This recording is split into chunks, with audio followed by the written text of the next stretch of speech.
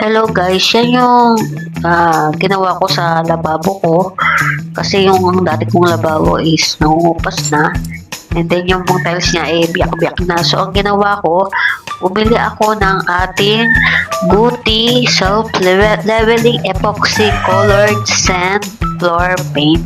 Kaya lang ating ginawa, no? Nakita naman ninyo kung gaano siya kaganda. Napaka-glossy din niya. And then ang binili ko po dyan mga madam ay 1 kilo pa po. So tinansya ko siya kasi once na na-mix na po ninyo siya, kailangan maubos na po ninyo agad kasi tumitigas po kasi siya agad. Yan po siya, 1:1 po yan. Kung ano po yung nakalagay sa ating container, yan po ang kanyang imimix. So makikita po ninyo dyan sa video ay minimix na po ng aking kapatid ang mixture, and then halo-haloin nyo lang po siya. Then kapag nakita na po naman po ninyo na very well mixed na po siya, pwede na po ninyo yan i-apply sa ating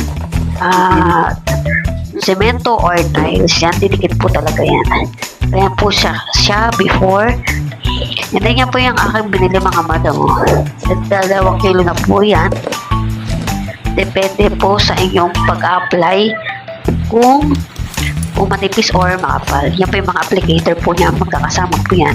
Kung gusto po ninyo ng ganyan, ilalagay ko po ang link sa baba. Thank you po.